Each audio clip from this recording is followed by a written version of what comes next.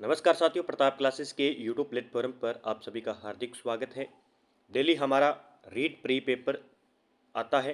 तो आज 2015 की पेपर की बात करेंगे, सामाजिक अध्ययन की, जिसमें 60 प्रश्न पूछे जाते हैं। 2015 का जो प्री हुआ था लेवल सेकंड का, उसकी हम चर्चा करने वाले हैं। सभी साथी वीडियो को लाइक करें, शेयर करें। चैनल पर नए हैं तो चैनल को सब्सक्राइब कर लें और बेल आइकन का घंटा दबाएं, ताकि आपके पास जैसे हम वीडियो अपलोड करें नोटिफिकेशन आ जाए। और प्रताप क्लासेस के टेलीग्राम को भी ज्वाइन कर लें, वहाँ पे आपको पीडीएफ नोट्स मिलते रहते हैं। तो रीड प्री पेपर आप अच्छी तरीके से देखिए और रिवाइज कीजिए। यहाँ से लगभग आपको प्रश्न जो है रिपीट देखने को मिलेंगे और आपको पता भी चल जाएगा किस प्रकार के प्रश्न पूछे जाते हैं। तो बात करते हैं आज के महत्वपूर्ण 60 प्रश्नों की, न देरी करते हुए। तो ये है हमारे पास सामाजिक अध्ययन 2015 का पेपर। ये आया था एसएसटी के 60 प्रश्न इस प्रकार पूछे गए थे। आज हम चर्चा कर लेते हैं। सबसे पहला प्रश्न पूछा गया कि राज्यसभा का सदस्य चुने जाने के लिए प्रत्याशी की उम्र होनी चाहिए। उस टाइम थोड़ा लेवल कम था, लेकिन प्रश्न रिपीट हो सकते हैं। तो 30 साल हम बात करें तो राज्यसभा का सदस्य चुनने के लिए प्रत्याशी की उम्र लगभग 30 साल होनी चाहिए। इसका आंसर हो जाएगा। ठीक है, तो 30 साल या 35 साल, ठीक है, दोनों में से। तो 30 साल लगभग मुझे लगता है सही उत्तर हो जाएगा इसका, 30 साल। अगला प्रश्न देखिए कि भारतीय संविधान का 44वां संशोधन निम्नलिखित में से किस एक प्रधानमंत्री के समय किया गया था। 44वां संविधान संशोधन की बात करें तो उस टाइम प्रधानमंत्री की बात करें तो मोरारजी देसाई थे। कौन थे? मोरारजी देसाई थे। अगले प्रश्न की बात करते हैं कि सर्वोच्च न्यायालय का वह कौन सा न्यायाधीश था जिसके खिलाफ महाभियोग प्रक्रिया आरंभ की गई लेकिन महाभियोग पास नहीं हो सका। देखिए, पॉलिटिकल के 10 से 12 प्रश्न आ रहे हैं। प्रत्येक एग्जाम में पॉलिटिकल के 10 से 12 प्रश्न आ रहे हैं। तो जो पॉलिटिकल के टॉपिक दिए हैं ना, उन टॉपिक को अच्छी तरीके से रिवाइज कर दो एक बार, वहाँ से आपको 10 से 12 प्रश्न देखने को मिलेंगे। तो सर्वोच्च न्यायालय का वह कौन सा न्यायाधीश था जिसके खिलाफ महाभियोग प्रक्रिया आरंभ की गई लेकिन वो क्या नहीं, पास नहीं हो सकी। तो कौन सा था? वो था वी रामास्वामी। वी रामास्वामी इसका आंसर हो जाएगा। अगला प्रश्न पूछा गया कि भारतीय संविधान की 12वीं अनुसूची किससे संबंधित है। भारतीय संविधान की बात करें तो 12 अनुसूची, और 12वीं अनुसूची के अंदर किससे संबंधित है? तो 12वीं अनुसूची है अपने नगर पालिका से संबंधित। कौन सी? नगर पालिका से संबंधित। और 11वीं के अंदर है पंचायती राज से संबंधित। और 10वीं के अंदर है अपने दल बदल से संबंधित है, 10वीं के अंदर। और 8वीं अनुसूची पूछे तो 8वीं के अंदर है भाषा। ठीक है, भाषा से संबंधित कौन सी अनुसूची हो जाएगी? 8वीं अनुसूची हो जाएगी। अगला प्रश्न की बात करते हैं। अगला प्रश्न है, वह कौन सा उपराष्ट्रपति था जिसका देहांत अपने कार्यकाल के दौरान हो गया था। अपने कार्यकाल के दौरान उसकी मृत्यु हो गई थी। तो वो थे अपने कृष्णकांत। कौन थे? कृष्णकांत थे। अगले प्रश्न की बात करते हैं कि पृथ्वी का कुल स्थलीय क्षेत्र प्रतिशत कितना है। पृथ्वी का कुल स्थलीय क्षेत्र का प्रतिशत कितना है? तो 29.0%। ठीक है। अगले प्रश्न की बात करते हैं कि वायुमंडल की सबसे निचली परत कौन सी है। इनमें से वायुमंडल की सबसे निचली परत है सौभ मंडल। कौन सी हो जाएगी? सौभ मंडल वायुमंडल की सबसे निचली परत है। अगला देखिए, एक प्रश्न यहाँ से आता ही आता है कि सभी बहिर्जनिक भू आकृतियाँ प्रक्रियाओं के आधार पर के लिए एक सामान्य शब्दावली प्रयुक्त की जाती है, वह कौन सी है। एक बहिर्जनिक भू आकृतियाँ प्रक्रियाओं के लिए एक सामान्य शब्दावली प्रयुक्त की जाती है, वह कौन सी है। तो इसमें हो जाएगी अपने अनाच्छादन। कौन सी हो जाएगी? अनाच्छादन। जैव मंडल में जीव तथा पर्यावरण के मध्य रासायनिक तत्वों के चक्रीय प्रवाह को जाना जाता है। चक्रीय प्रवाह को जाना जाता है। बात आ रही है जैव मंडल में जीव तथा पर्यावरण के मध्य रासायनिक तत्वों के चक्रीय प्रवाह को जाना जाता है, जैव भू रासायनिक चक्र के नाम से जाना जाता है। अगला प्रश्न है कि निम्न में से कौन सा एक कायांतरिक सेल नहीं है। कौन सी एक कायांतरिक सेल नहीं है? तो इसमें संगमरमर है, स्लेट है और क्वार्टरजाइट है। चूना पत्थर जो है एक कायांतरिक सेल नहीं है। अगले प्रश्न की बात करते हैं कि हड़प्पा संस्कृति यानी सिंधु घाटी सभ्यता के अभिलेख मुख्यतः किस वस्तु पर बने मिले हैं। सिंधु घाटी सभ्यता तो मुहरों पर मिले बने हैं। ठीक है, बी नंबर इसका आंसर हो गया। उत्तर वैदिक काल में आर्य संस्कृति का केंद्रीय स्थल था। उत्तर वैदिक काल में आर्य संस्कृति का केंद्रीय स्थल कौन सा था? बड़ा गजब के प्रश्न है। तो गंगा यमुना दो आब क्षेत्र क्या था? वैदिक काल में आर्य संस्कृति का मुख्य केंद्र था। अगला प्रश्न की बात करते हैं। अगला प्रश्न देखिए, भारत के प्राचीन नगरों का पतन नामक प्रसिद्ध पुस्तक के लेखक, ठीक है, कौन हो जाएगा? भारत के प्राचीन नगरों का पतन नामक प्रसिद्ध पुस्तक किसकी है ये?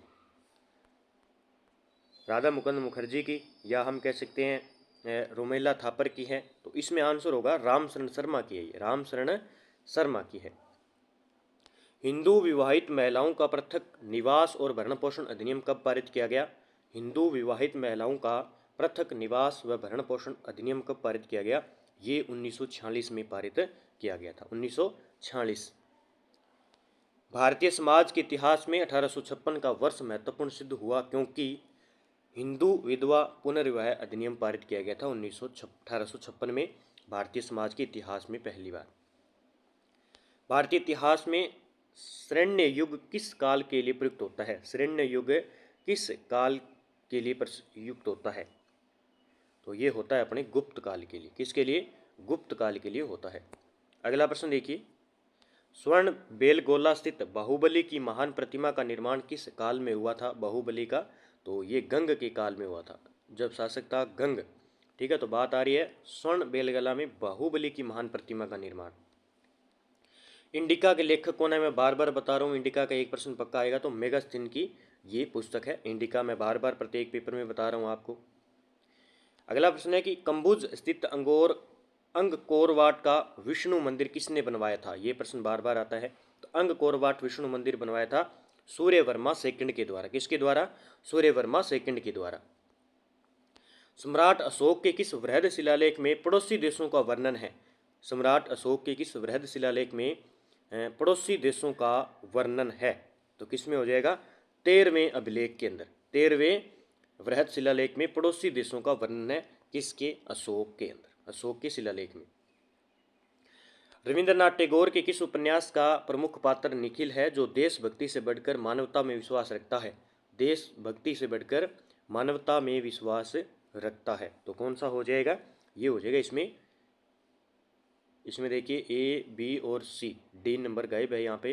तो इसका आंसर होगा अपने घर बायरे। क्या होगा? घर बायरे, ये ऑप्शन है यहाँ पे डी। ठीक है, तो इसका आंसर होगा डी। ठीक है। हिंदुस्तान गद्दर पार्टी की स्थापना किस वर्ष हुई थी? हिंदुस्तान गद्दर पार्टी की स्थापना हुई थी अपने 1913 के अंदर। याद रखना है, हिंदुस्तान गद्दर पार्टी 1913। फिर है दिरहम है सोने का सिक्का है, तांबे का सिक्का है, या चांदी का, या मिश्रित धातु का सिक्का?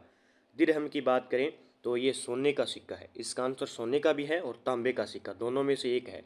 तो दिरहम की बात करें, ये सोने का सिक्का भी होता है और तांबे का। शेर शाह सूरी का अंतिम अभियान किस शासक के विरुद्ध था? शेर शाह सूरी का अंतिम अभियान की बात करें तो कालिंजर। किस शासक के विरुद्ध? कालिंजर के। अगला प्रश्न देखिए, राजा राम मोहन राय के प्रयासों से बंगाल में सती प्रथा को किस अधिनियम के अंतर्गत निषेध घोषित किया गया था? किस अधिनियम के तहत? तो इसका आंसर क्या होगा? यह था अधिनियम नियमन। तो इसका आंसर होगा एक नंबर नियमन। ये 17 है अभी। एक्स का मतलब हो गया 10, उसके बाद वी 5 है, फिर 2 है, तो कितने हो गए टोटल? 17 हो गए। तो 17 AD 1829 इसका आंसर होगा एक नंबर।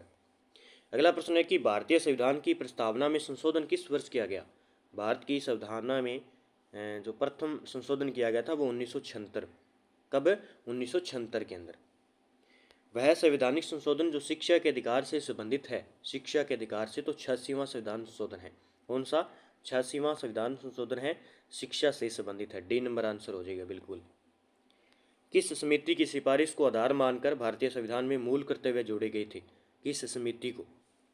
ठीक है, तो मूल कर्तव्य कितने वर्तमान में? मैं आपको बता रहा हूँ, एक प्रश्न पक्का आएगा और टॉपिक में दिया हुआ है। तो 51 कै के अंदर भारतीय संविधान की मूल कर्तव्य जोड़े दिए गए हैं और वर्तमान में 11 मूल कर्तव्य हैं। कितने हैं? 11 मूल कर्तव्य हैं। तो इसमें पूछा कि किस समिति के आधार पर? तो सरदार स्वर्ण सिंह समिति। ये प्रश्न दोबारा रिपीट होगा, देख लेना आप। सरदार स्वर्ण समिति के आधार पर मूल कर्तव्य को जोड़े गए थे। भारत सरकार ने काका कालेलकर को अन्य पिछड़ा वर्ग आयोग का अध्यक्ष नियुक्त किया। नियुक्त का वर्ष कब था? देखो इस प्रकार के प्रश्न आते हैं। तो 1953 था उस टाइम। ठीक है, सन। भारत के संविधान में धर्मनिरपेक्षता का अर्थ क्या है?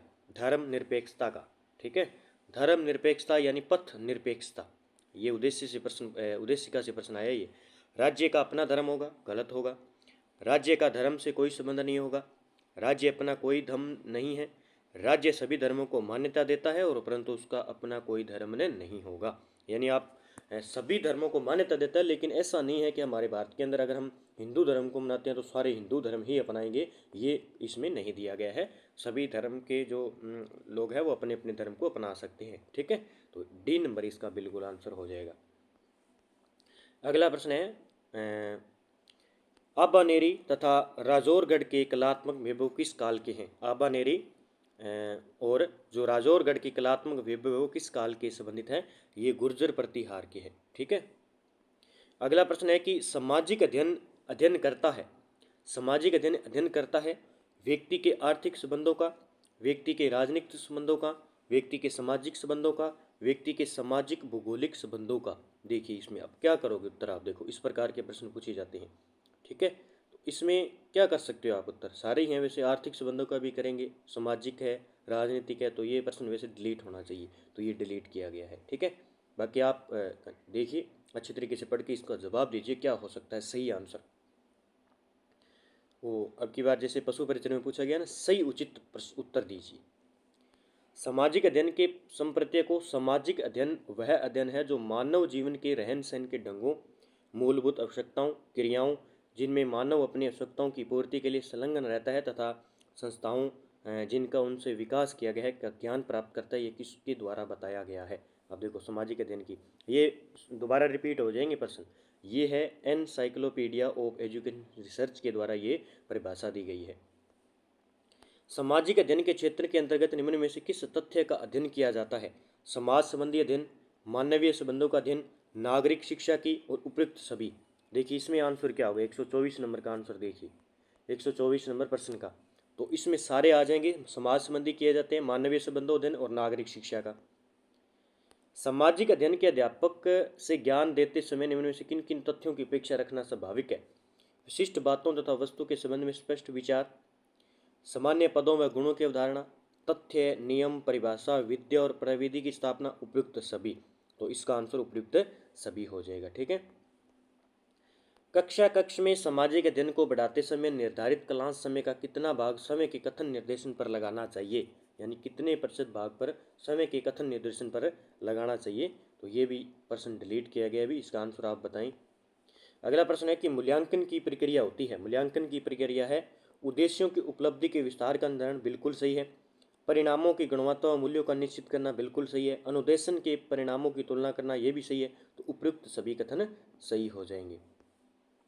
सामाजिक अध्ययन शिक्षण में शिक्षण अधिगम सामग्री का प्रयोग, सामाजिक अध्ययन शिक्षण में शिक्षण अधिगम सामग्री का प्रयोग पाठ को लंबा करता है, छात्र उबने लगते हैं, उपयुक्त दोनों कथन असत्य हैं, उपयुक्त दोनों कथन ए और बी सत्य हैं। तो इसमें बताइए कि शिक्षण अधिगम सामग्री का प्रयोग पाठ का लंबा करता है, पाठ को, छात्र उबने लगते हैं, उपयुक्त दोनों कथन सही है। इसका आंसर होगा उपयुक्त दोनों कथन असत्य हैं। ठीक है, तो दोनों शिक्षण विधियों के से अगर आप पढ़ाओगे तो ना तो पाठ लंबा होगा ना छात्र उबेंगे। तो शिक्षण विधियों के अलग अलग तरीके होते हैं, उसके हिसाब से पढ़ाएंगे तो दोनों कथन गलत हो जाएंगे। प्रोजेक्ट विधि को सर्वप्रथम किस वैज्ञानिक ने शिक्षा प्रणाली का व्यवहारिक रूप दिया है? प्रोजेक्ट विधि के अनुसार तो इसका आंसर होगा डॉक्टर WH किलपैट्रिक की है। ठीक है, याद रखना है यहाँ पे किलपैट्रिक लिखा हुआ है। तो प्रोजेक्ट विधि किसकी है? किलपैट्रिक की है। किसकी है? किलपैट्रिक की है। ये बार बार एग्जाम में प्रश्न आता है। ठीक है, अगला प्रश्न देखिए, इस प्रकार का एक प्रश्न पक्का आएगा आपका, एक प्रश्न पक्का देखने को मिलेगा। मिलान चलें, निम्न का सही मिलान कीजिए। जितने भी सिद्धांत दिए हुए हैं और शिक्षण विधियाँ दी हुई है, उनके सामने प्रवर्तक दिए हुए हैं, उनको अच्छी तरीके से रेटिफिकेशन कर लो। तो इसका आंसर देखिए, BS ब्लूम ने स्तर बताए थे, उसका देखिए कौन सा हो जाएगा। BS ब्लूम ने बताया था मूल्यांकन आयाम एक का 1 हो जाएगा। ठीक है, उसके बाद 2 का होगा B, हर्बर्ट ने स्मृति स्तर, मोरिसन ने बोध स्तर और हंट ने चिंतन स्तर। तो इसका आंसर होगा ABCD हो जाएगा। ठीक है, ABCD हो जाएगा।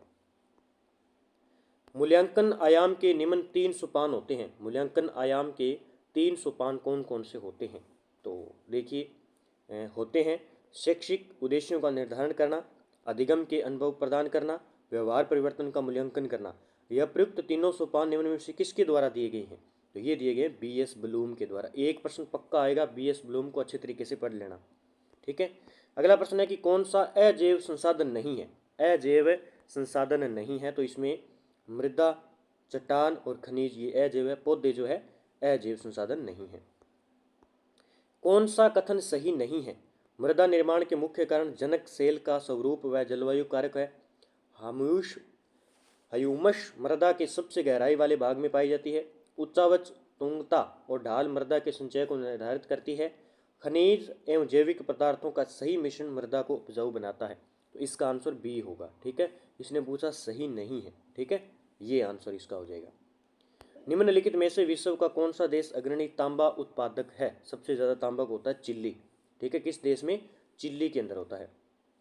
कौन सा परंपरागत ऊर्जा का स्रोत नहीं है। परंपरागत ऊर्जा का, देखिए इसमें पेट्रोलियम है, प्राकृतिक गैस है, जल विद्युत है। भूतापीय ऊर्जा जो है परंपरागत ऊर्जा का स्रोत नहीं है। अगला प्रश्न पूछा है स्थानांतरित कृषि और देश है। यहाँ से एक प्रश्न भी आ सकता है आपके, ठीक है। यहाँ से जो जितने भी घास है और तो मिल्पा, झूमिंग, रोका, लद्दाख, ये कृषि होती है, कहाँ कहाँ पे की जाती है, इनको अलग अलग नामों से जाना जाता है। इसमें बताना कि सही नहीं है। देखिए मिल्पा मेक्सिको अमेरिका में होती है, झूमिंग खेती उत्तर पूर्वी भारत में होती है अपने। रोका की बात करें, रोका कहाँ पे होता है? ब्राजील के अंदर है, बिल्कुल सही। और लद्दाख जो है श्रीलंका के अंदर नहीं होता है। इसका आंसर डी हो जाएगा।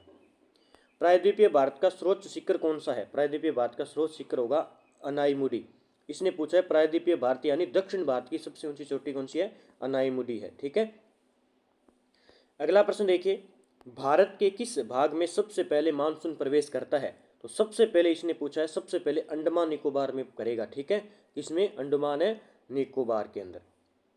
भारत के किस प्रदेश में उष्ण कटिबंधीय वर्षावन मिलते हैं। उष्ण कटिबंधीय वर्षावन मिलते हैं किस क्षेत्र में भी? तो मिलते हैं उत्तर पूर्वी भारत के अंदर मिलते हैं। अगला प्रश्न है कि भारत में निम्नलिखित में से कौन सा एक लोहा इस्पात उद्योग का केंद्र नहीं है। दुर्गापुरा है, ठीक है। और कौन सा नहीं है इसमें? सोलम है, डोलवी है। बेंगलोर जो है लोहा इस्पात उद्योग का केंद्र नहीं है। 2011 में अधिकतम और न्यूनतम जनसंख्या घनत्व वाले राज्य भारत के राज्य। 2011 में अधिकतम और न्यूनतम जनसंख्या घनत्व वाले भारत के राज्य। ये प्रश्न भाई डिलीट किया गया, आप बताइए इसका आंसर क्या होगा। बोराट का पठार स्थित है, बोराट का पठार स्थित है कुंभलगढ़ और गुंगुंदा के बीच में। एक प्रश्न यहाँ से पक्का आएगा। निम्नलिखित में से कौन सी राजस्थान में परंपरागत जल संरक्षण की विधि नहीं है। खड़ीन है, टांका है, नाली है, और नाली नहीं है, नाली नहीं है, टोबा है। खड़ीन, टंका और टोबा है, नाली नहीं है। अगला है खनिज से संबंधित कौन सा खनिज संबंधित है। खान बतानी है कौन सी प्रसिद्ध है। टंगस्टन, सीसा जस्ता, तांबा और अब्रक के लिए इसमें बताना है। तो इसमें देखिए टंगस्टन के लिए डेगाना नागौर की प्रसिद्ध है, सीसा जस्ता के लिए राजपुरा दरीबा प्रसिद्ध है, और तांबा के लिए सिंगाना, और अब्रक के लिए जामसर बिल्कुल गलत है। अगला प्रश्न देखिए कि राजस्थान में कौन सा रसायन उद्योग का केंद्र नहीं है। कौन सा रसायन उद्योग का केंद्र नहीं है? तो सवाई माधोपुर नहीं है इसमें, डीडवाना है, कोटा है, और है अलवर। अगला प्रश्न है 2011 में राजस्थान के कौन से जिलों में 500 से अधिक जनसंख्या घनत्व है। तो 2011 की जनसंख्या भारत व राजस्थान दोनों की अच्छी तरीके से पढ़ लेना। भारत व राजस्थान की प्रश्न दो आएंगे सीधे की सीधे। तो 2011 में राजस्थान के कौन से जिले 500 से अधिक जनसंख्या घनत्व वाले हैं। तो इसका आंसर कौन सा हो जाएगा? 146 नंबर का। इसमें होगा जयपुर और भरतपुर हो जाएंगे। अगला प्रश्न है कि किस प्रांतीय के प्रजामंडल ने 1936 में कृष्णा दिवस मनाया था। कृष्णा दिवस की बात करें तो देखिए कृष्णा दिवस की बात करें, ये था जोधपुर में। आपसे पूछे बिरबल दिवस कब किस में बनाया गया था। बिरबल दिवस वो मनाया गया था बीकानेर में, ठीक है। किस में? बीकानेर के प्रजामंडल में। राजस्थान के किस जिले में युद्ध संग्रहालय की स्थापना अगस्त 2015 में की गई। युद्ध संग्रहालय की स्थापना 2015 में की गई, जैसलमेर के अंदर है। युद्ध संग्रहालय आ जाए जैसलमेर में। कवि बांधव की उपाधि किस चौहान शासक को प्राप्त थी। कवि बांधव की उपाधि प्राप्त थी अपने विग्रहराज चतुर्थ को, यानी बिसल देव को। अगला प्रश्न है कि कर्नल जेम्स टोड ने अपना यात्रा वृतांत ट्रेवल्स इन वेस्टर्न इंडिया किसे समर्पित है। तो ये है, ये डिलीट किया गया अभी प्रश्न। तो ये थे हमारे आज के 150 प्रश्न हमने कंप्लीट कर लिए हैं। तो आपके एग्ज़ाम के लिए महत्वपूर्ण है। इनको अच्छे तरीके से एक बार रिवाइज़ कर लीजिए और देखिए कहाँ से प्रश्न किस प्रकार बन रहा है। उसके बाद अब हमारा पेपर कौन सा रह गया है, एक पेपर रह गया हमारा 2015 का आ गया, 2012 और 2011 दो पेपर रह गए हैं, उसको हम एक दिन में कंप्लीट कर लेंगे। अच्छी तरीके से पढ़ो। उसके बाद में हम देखते हैं कि मनोविज्ञान के जितने भी प्रश्न आए हैं उनकी एक ही क्लास में आपको मैं सारे कंप्लीट करवा दूंगा। लगभग कितने पेपर हैं, 22 के 3 पेपर हैं, फिर 21 का एक पेपर है, फिर 17 का एक पेपर है, 15 का एक पेपर है और 12 का, फिर 11 का। 1 2 3 4 5 5 6 7 8 पेपरों के हो जाएंगे आपके। 30% प्रत्येक में है तो 8 3 24 यानी 240% हम ये निकालेंगे अच्छी तरीके से। इन 240 में से आपके 5 से 6% टपक जाएंगे, देख लेना। हो सकता है कि 10 से 12% आपको यहीं से देखने मिल जाए, वापस रिपीट होंगे, लेकिन उनके ऑप्शन चेंज होंगे। ऐसा नहीं है कि सेम ऑप्शन होंगे। वैसे प्रश्न हमने है वो प्रश्न होगा, लेकिन ऑप्शन चेंज होंगे उसमें और उत्तर वही होगा उस प्रश्न का। तो हम साइकोलॉजी के भी पढ़ लेंगे ताकि रिवाइज करवा देंगे हम आपको अच्छे तरीके से और आपके प्रश्न रिवाइज हो जाएंगे, ठीक है। तो लेवल भी पता चल जाएगा साइकोलॉजी का भी आपको किस प्रकार के प्रश्न आते हैं। और इसी के साथ ये है रीट पात्रता परीक्षा 2025 के लिए, लेवल 2 के लिए कक्षा 6 से 8 तक के विद्यार्थियों के लिए सामाजिक अध्ययन की ऑनलाइन टेस्ट सीरीज है, जिसमें एसएसटी के आपके सारे टॉपिक डाले हुए हैं। एसएसटी के एक तो एनसीईआरटी सारी मैंने डाल दी है कक्षा 6 से 8 तक की, जो पेपर का लेवल है उसी के हिसाब से, और कंप्लीट टॉपिक वाइज 70 टॉपिक है लगभग, मैंने सारे इसमें टेस्ट डाल दिए हैं। मात्र 100 रुपये में आपको ये टेस्ट चीज़ मिलेगी। अच्छे तरीके से निकालें और पढ़ें और टेस्ट निकालें, यहाँ से आपको लगभग प्रश्न देखने को मिलेंगे। जो परीक्षा का लेवल आ रहा है उसी हिसाब से मैंने प्रश्न डाले, इसके अंदर टॉपिक डाले हैं और उसमें प्रश्न डाले गए हैं। तो अच्छे तरीके से पढ़ें और टेस्ट करें और बार बार रिवाइज करेंगे तो आप अच्छे तरीके से जो है रीट पात्रता क्लियर कर पाएंगे। बाकी आपको जो है कॉन्फिडेंस रखना है, कॉन्फिडेंस रखोगे तो रीट पात्रता अपने आप पास हो जाएगी, ठीक है। तो बात करते हैं कल अगले पेपर की। जय हिंद, जय भारत दोस्तों।